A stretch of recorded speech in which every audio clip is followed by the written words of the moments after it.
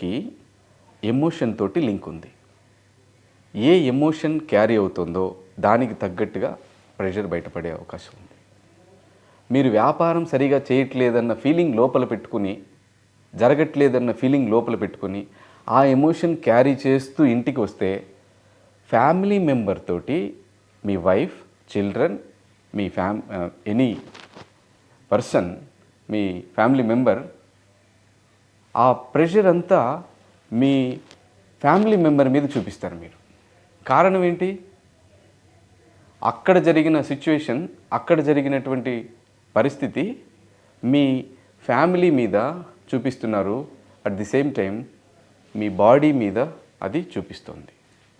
So కనుక ఈ trigger అవుతున్నటువంటి పాయింట్స్ని, సిచ్యువేషన్స్ని మీరు కనుక గుర్తుపెట్టుకొని వాటి మీద వర్క్ చేస్తే, వాటిని మీరు రెక్టిఫై చేసుకుంటే ఈ సమస్య నుంచి బయటపడగలుగుతారు.